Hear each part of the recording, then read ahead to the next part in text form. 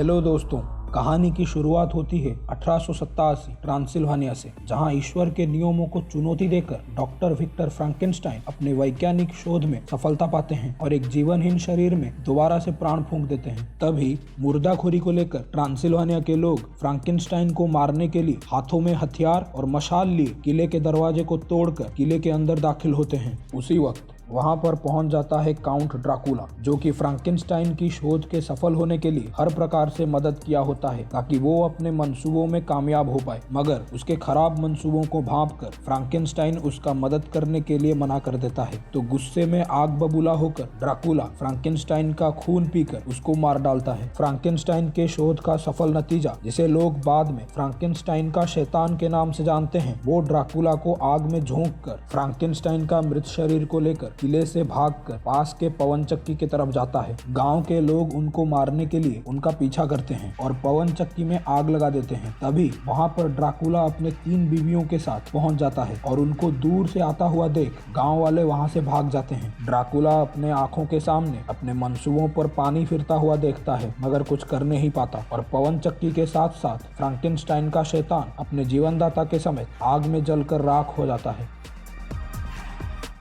Van Helsing का सामना होता है डॉक्टर जेकिल से, जो कि अपने आप को एक हैवान में बदल चुका होता है। वैन हेल्सिंग उससे आधुनिक हथियारों के साथ लड़ता है और डॉक्टर जेकिल वैन हेल्सिंग के हाथों मारा जाता है।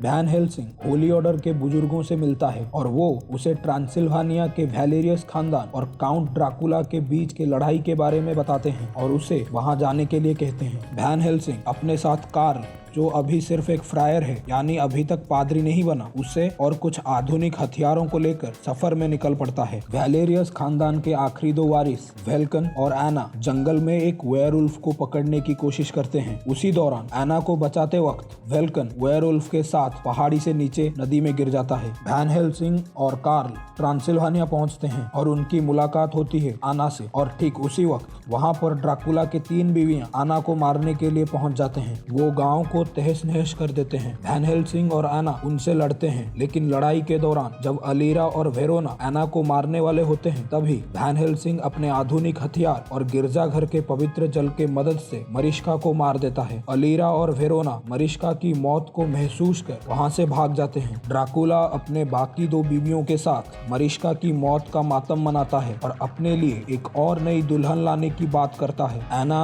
और वैन हेल्सिंग एना के घर पर आते हैं और एना ड्राकुला से लड़ने की तैयारी करने लगती है। वैन हेल्सिंग उसे रोकने की कोशिश करता है पर एना नहीं मानती, तो वैन हेल्सिंग उसे बेहोश कर देता है। एना नींद से उठती है और वैन हेल्सिंग को ढूंढने लगती है, पर उसी वक्त पीछे से वेयरवुल्फ उस पर हमला करने ही वाला होता है कि वो उस पर गोली चला देती है। अचानक से उसके सामने उसका भाई वेल्कन आ जाता है और उसे बताता है कि ड्राकुला के पास उसका इलाज है। तभी वो एना के सामने ही वेयरवुल्फ में बदलने लगता है। वेयरवुल्फ बन जाने के बाद वो एना पर हमला करने ही वाला होता है कि वहां पर वैन हेल्सिंग पहुंचकर उस पर गोलियां चलाने लगता है और वो खिड़की तोड़कर वहां से भाग जाता है। वैन हेल्सिंग उसका पीछा करता है। वो पीछे से वैन हेल्सिंग पर हमला करता है पर चूक जाता है। वैन हेल्सिंग उस पर गोलियां चलाने लगता है, मगर आना उसे रोक लेती है और सवाल पूछने पर अपने भाई को दोबारा ठीक करने की बात कहती है। ड्राकुला विज्ञान और डॉक्टर फ्रैंकेनस्टाइन के शोध के नतीजे के मदद से अपने मंसूबों को अंजाम देना चाहता है। एना और वैन हेल्सिंग पंजों और भेड़िया के बालों का पीछा करते हुए वही किले में आकर पहुंचते हैं, जहां ड्राकुला अपने मंसूबों को अंजाम दे रहा होता है। तभी वेयरवुल्फ ड्राकुला के पास पहुंचता है और वेल्कन में बदल जाता है और वहां वेल्कन को पता चलता है कि उसके पिता, जो 1 साल पहले गायब हो गए थे, उन्हें ड्राकुला ने अपने शोध में इस्तेमाल कर मार दिया है। वैन हेल्सिंग और एना किले के अंदर पिशाचों के बच्चों को देखते हैं जो मरे हुए पैदा होते हैं। तभी ड्राकुला का शोध सफल होता है और उसके पिशाच बच्चों के घोंसलों में बिजली दौड़ जाती है और वो सब जिंदा होकर अपने अपने घोंसलों से निकलकर उड़ने लगते हैं। अलीरा और वेरोना उन सबको गांव के तरफ लेकर आते हैं। ड्राकुला के बच्चे उड़कर जाते वक्त वैन हेल्सिंग उन पर गोलियां बरसाने लगता है और ये देख ड्राकुला उस पर हमला करता है, मगर वैन हेल्सिंग और एना वहां से भागने लगते हैं। ड्राकुला के बच्चे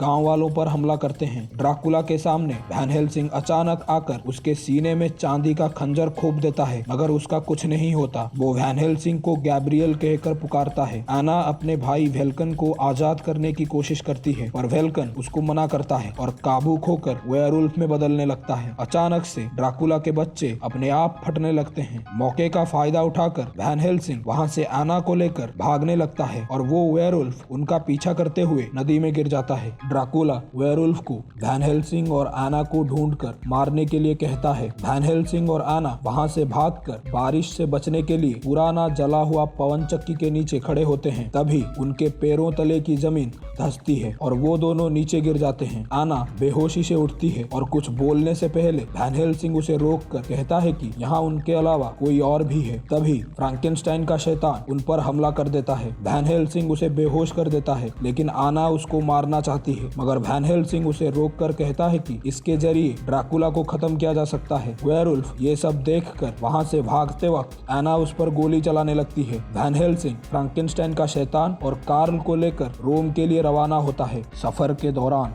वेरोना और अलीरा वैन हेल्सिंग पर हमला कर देते हैं। अपनी चालाकी से उन दोनों को चकमा देकर वो भागने में कामयाब होता है और वेरोना को मार भी देता है। उनके घोड़ा गाड़ी पर वेयरवुल्फ हमला करता है। वैन हेल्सिंग वेयरवुल्फ को गोली मारता है और उसी दौरान घोड़ा गाड़ी तबाह हो जाती है। एना वैन हेल्सिंग को ढूंढते वक्त वेल्कन को तड़पता देखती है और वेल्कन अपने बहन की बाहों में अपना दम तोड़ता है। एना को तभी पता चलता है कि वैन हेल्सिंग को वेयरवुल्फ ने काट लिया है। अलीरा वहां पर अचानक आकर एना को उन सबके सामने से उठाकर ले जाती है। वैन हेल्सिंग, कार्ल और फ्रैंकेनस्टाइन का शैतान बुदापेस्ट के एक गली से गुजरते वक्त उनके सामने अलीरा आकर उन्हें शैतान के बदले एना का सौदा करने के लिए कहती है। वैन हेल्सिंग राजी हो जाता है और अलीरा उसे दावत में बुलाकर चली जाती है। कार्ल और फ्रैंकेनस्टाइन का शैतान को पता चलता है कि वैन हेल्सिंग को वेयरवुल्फ ने काटा है। वैन हेल्सिंग उसको बेहोश कर छुपा देता है। उसके बाद कार्ल और वैन हेल्सिंग दावत में जाते हैं और सबके सामने से एना को बचा लेते हैं। तभी